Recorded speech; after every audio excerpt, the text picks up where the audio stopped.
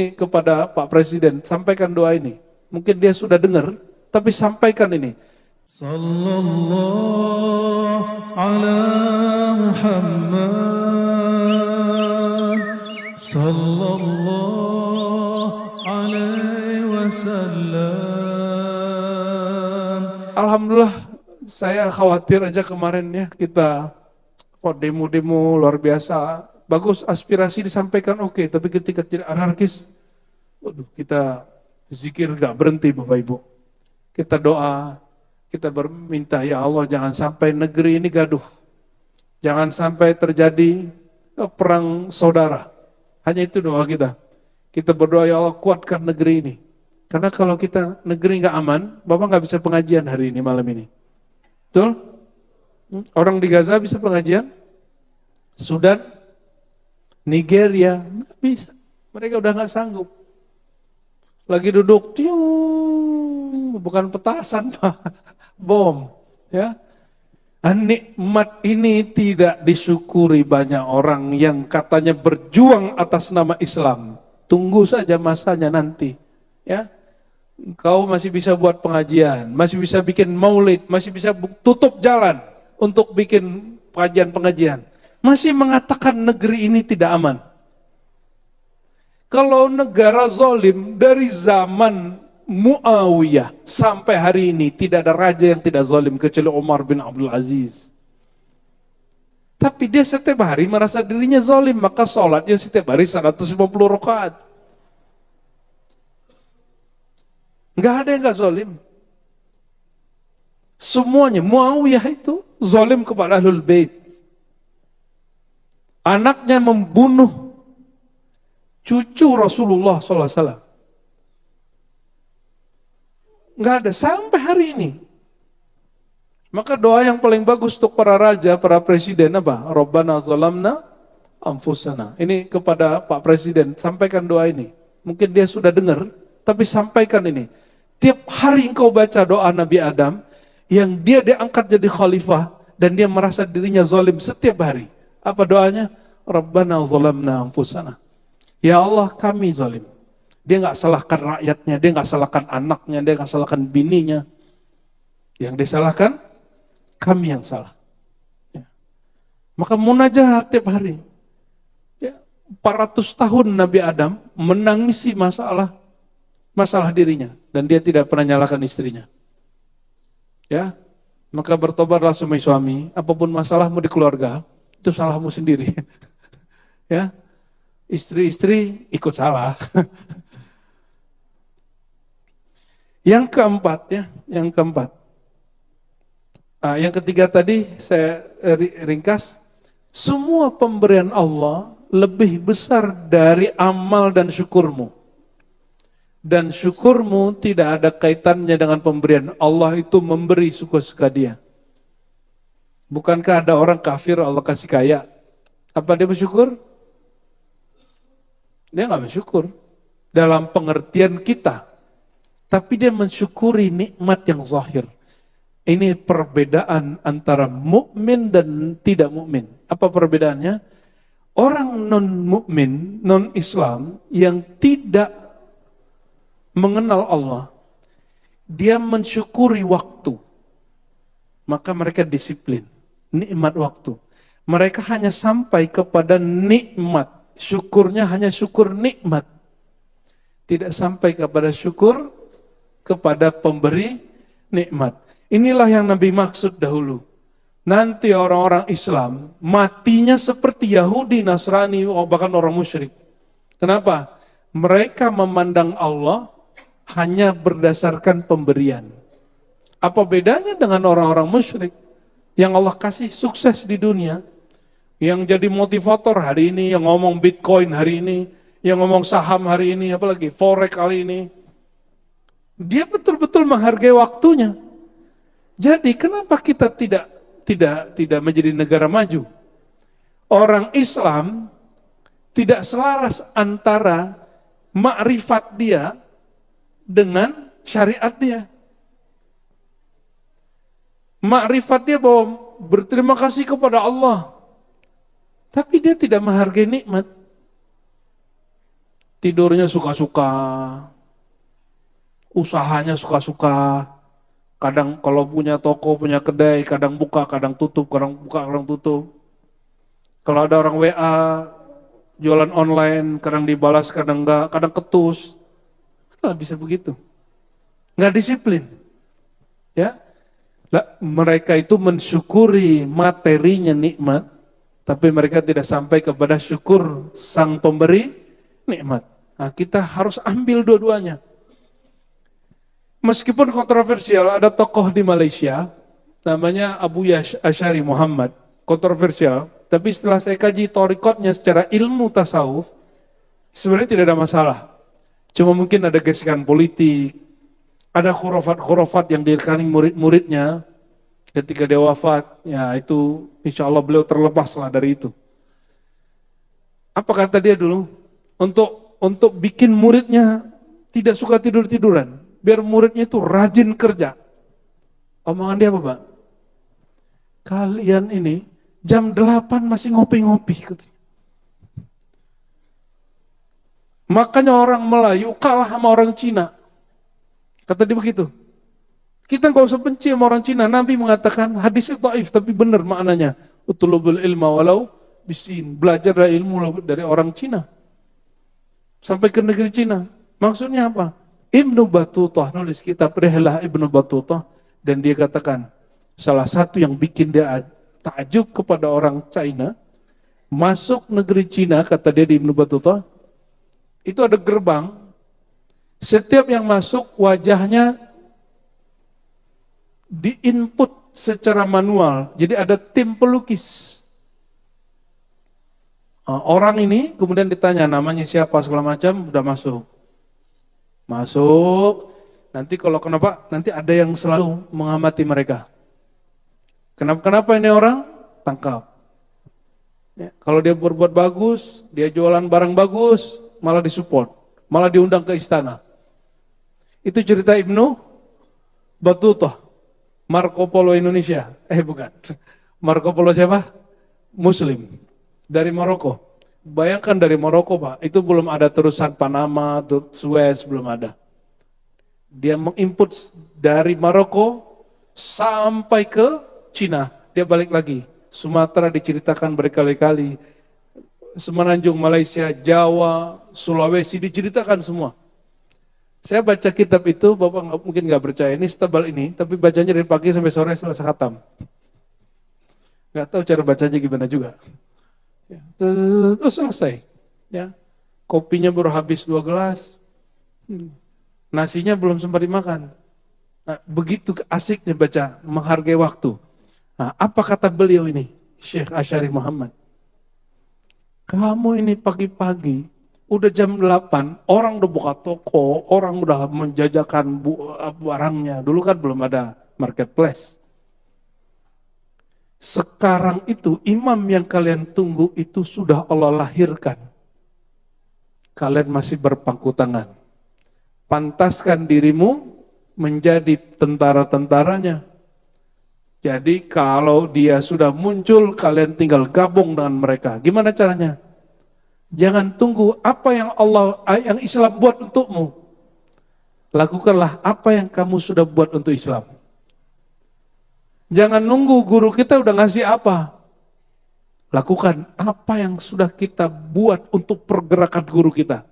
Tentunya guru-guru yang jalannya fi sabilillah, yang bukan kemudian menggerakkan orang untuk dirinya, bukan, tapi untuk Allah Subhanahu wa ta'ala. Yang keempat, ini baru yang keempat, sudah jam 7 ya. Yang keempatnya ketinggalan tadi. Ya. Allah yastaqillal abdu qadaya wa yastaqsir takalifuh. Tidak meremehkan ketetapan Allah, hukum-hukum Allah, dan tidak merasa hukumnya menjadi beban. Nah, ini yang sering saya tanya ke ibu-ibu. Ibu-ibu ini nyuciin baju anaknya senang nggak? Senang. Nyuciin baju suami? Buatin kopi suami? Kalau buatin kopi suami orang? Kenapa? Karena tidak cinta. Nggak cinta. Kenapa keberatan ke suami orang? Karena nggak cinta. Maka indikator orang cinta, dia berbuat untuk yang dicintainya dan dia tidak keberatan. Ya, sudah begitu belum? Sudah. Suami-suami, halo. Berangkat pagi, pulang sore, bahkan pulang pagi, pulangnya seminggu lagi. Ada yang begitu kan? Ada yang begitu. Antum keberatan nggak? Untuk siapa itu? Untuk anak, betul nggak? Ya, bapak yang apa? Bluebit, bapak ngeluh nggak kalau ada macet? Ngeluh. Tapi bapak tahan kenapa? Cinta, cinta kepada anak. Itu yang disebut al-jihad fisabilillah itu. Jihad fisabilillah itu dia tahan dengan semua kesusahan di jalan Allah. Kita ini baru jihad untuk cinta kita kepada makhluk, kita belum betul-betul jihad untuk cinta kita kepada Allah. Ini contoh nih, pengen ngaji sama Buya, gaya bener ente ya. Tapi maaf, saya tinggalnya di Ciputat. Orang ke Sunda Kelapa, cuma Ciputat doang, ngeluhnya nggak tanggung-tanggung. Ada yang begitu? Iya, orang dari Bandung aja datang ke sini kok. Katanya cinta. Katanya cinta. Cinta apaan itu? Itu nggak cinta. Kita ingin cinta, tapi baru di lisan. Tapi lumayan status. Ya. Lumayan lah itu. Semoga itu awal yang baik.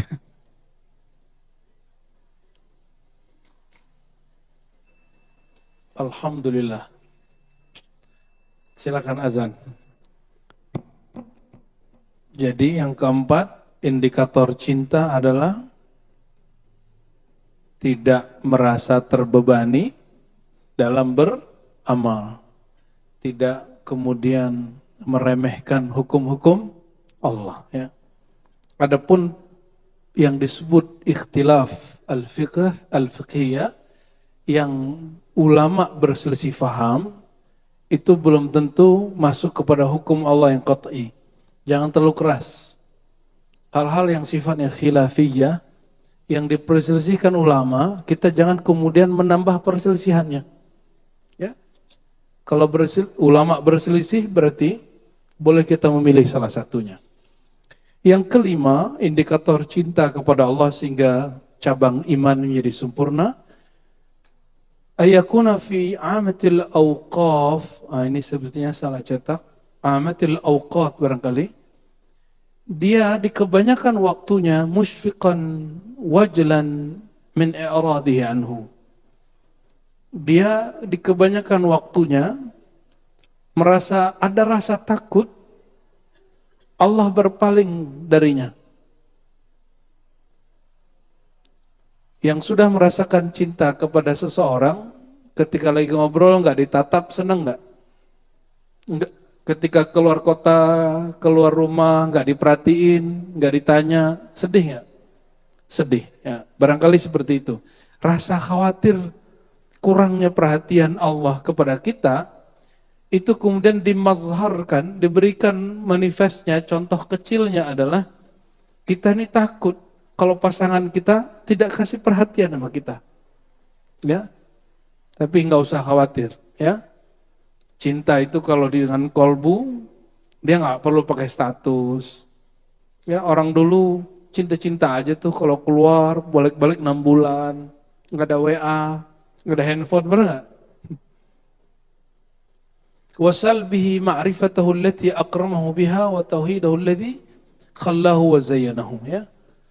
Khawatir Allah menghapus, mencabut ilmunya dari dirinya, mencabut tauhid dari kolbunya.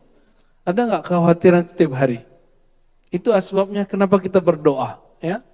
Yang keenam, ini sesanggupnya nih ya, antakuna amaluhu mun'aqidatan. Dia ada 10. Angan-angannya munaqidatan bihi la yara fi halin min al-ahwal annahu ghaniyun anhu. Pikiran dia, rasa dia tidak pernah merasa cukup kecuali bersama Allah. Maksudnya apa? Dia selalu bergantung kepada Allah. Jadi jangan hadapi masalah sendiri. Gak kuat kita. La haula wa la quwwata illa billah. Oleh karenanya Nabi SAW mengatakan, investasi surga itu investasi cinta. Maka bacaannya adalah la haula wa la quwwata illa billah. Mau jadi investor surga yang terbesar, selain bersedekah dan berwakaf, memberi hadiah dan segala macam, bacalah la haula wa la quwwata illa billah 100 pagi 100 sore di luar zikir maksurat yang kita sudah baca. Yang ke-7, ayyahmilahu tamakkuna hadhil ma'ani fi qalbi ala ayyudima dzikrahu bi ahsani ma yaqdir alaih. Rasa tadi membuahkan satu hal, yaitu cinta kepada Allah. Kalau orang cinta kepada Allah, kalau cinta ke pasangan, keingetan terus gak? Kepikiran terus? Cinta sama anak, melihat anak orang, kedengaran suara anak orang, kita ingat anak kita. Cinta sama istri, kelihatan ada orang mirip-mirip dikit, kebayang bini kita padahal beda jauh. Itu namanya lagi kangen. Kalau begitu cepat-cepat pulang. Ya, kalau memang sanggup pulang. Kalau tidak, kirim doa. Orang yang kita rindui, yang kita sayangi, bacakan doa. Ya, jangan banyak mengeluh, bahkan menuduh, jangan ya. Apalagi kepada Allah Subhanahu wa ta'ala. Yang ke-8, ayahrisu ala adai faraidihi wa taqarruba ilaihi min nawafil khair bima yutiqa. Kalau betul cinta, mesti punya amal spesial untuk Allah. Karena Allah. Sebagaimana kita kalau senang seseorang, kita punya hadiah spesial untuk dia. Kita punya rasa yang kita rahasiakan untuk dia. Yang kita nggak nyatakan kepada teman, kawan, sahabat, bahkan orang tua kita sendiri. Sudah punya amalan itu? Jadi mesti punya semalam, satu hari itu harus ada amalan, orang nggak tahu siapa-siapa. Orang nggak tahu kita sedang beramal itu. Bahkan istri kita lagi tidur. Istri kita lagi tidur, teman kita udah pulang, ya. Kita ngapain? Duduk sebentar saja, 15 menit, setengah jam, bacalah zikir itu. Ya, nggak pula buka status lah, ya. Jam 3, ini kan mohon maaf, ini ada grup-grup ya, grup tahajud. Bagus sih pakai ininya. Ayo bangun, tapi terbersit di hati, aku loh duluan bangun. Ingin kasih tahu ke teman. Jadi dia ingin mempersaksikan bukan kepada Allah, tapi kepada temannya, aku loh orang tahajud. Ini hati-hati. Banyak grup-grup begini, nikmat tahajudnya Allah nggak kasih. Kenapa? Allah mengatakan tuh temanmu sudah tahu, cukup toh. Coba di-upgrade. Jika kamu senang temanmu tahu kamu melakukan sesuatu, harusnya kita lebih senang lagi. Allah yang maha besar, Allah yang maha alim, Allah yang maha memberi, raja di raja yang perhatiannya lebih utama dari semua raja-raja. Dia tahu bahwa kita melakukan sesuatu yang tiada makhluk satupun yang tahu. Bahkan guru-guru saya mengatakan, gak cukup Ar-Razi, kamu beramal sendiri di rumah, baca zikir, baca Quran, gak cukup. Ada amalan yang kamu simpan di kolbumu, malaikat penjaga, malaikat hafazah, malaikat penulis pun tidak dengar. Ya, dan itu ada dua. Sama tazakkur, yang kedua tafakkur. Tadabbur, tafakkur. Itu amalannya. Itu amalan bukan pakai status, dia hanya di dalam diri. Inilah yang membedakan antara Imam Syafi'i dengan Pak Syafi'i di Indonesia. Imam Syafi'i umurnya tidak panjang, hanya 54 tahun. Pak Syafi'i di Indonesia mungkin umurnya sudah 60, 70. Tapi Imam Syafi'i mungkin dia sholat semalam itu hanya 3 rakaat tahajudnya. Tapi dia dari ba'da isya sampai dia selesai witir, satu ayat dia ulang, muncul satu makna. Satu ayat dia ulang, 70 dia ulang, maknanya bertambah. Dan dia menghasilkan 40 hukum, 70 hukum semalam. Perbedaannya. Kalau kita gimana? Baca ayat dari dulu maknanya Bismillahirrahmanirrahim dengan menyebut nama Allah, dengan menyebut nama Allah. Gak bertambah-tambah. Itulah beda Pak Syafi'i dengan Imam Syafi'i. Dua lagi ya.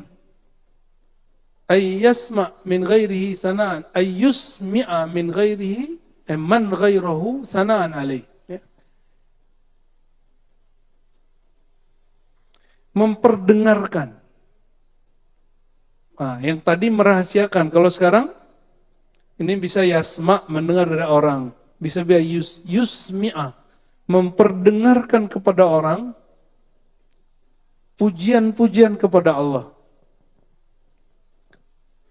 Waktu kita dulu ikut khuruj tabligh, mereka bab ini, nomor 9 ini paling jago. Tapi kadang-kadang kolbunya nggak nyambung. Teman kita, bukannya matablihnya, personalnya ini. Dia berbicara tentang Allah. Kita lihat, ini kolbunya sama ininya beda. Kok tahu? Kelihatan. Kolbu sama kolbu bisa merasakan. Ya, tasannu namanya, dibuat-buat, takalluf, ya, dipaksa-paksa.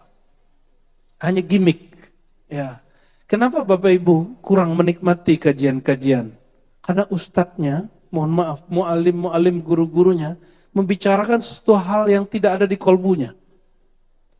Jadi dia sedang bergimik, memaksakan sesuatu yang bukan dirinya. Dia belum ikhlas bicara ikhlas, dia belum cinta bicara cinta. Saya belum tahu saya cinta atau tidak, tapi saya sedang berusaha cinta. Semoga cinta ini yang saya bagi juga ilmunya malam ini, Allah terima.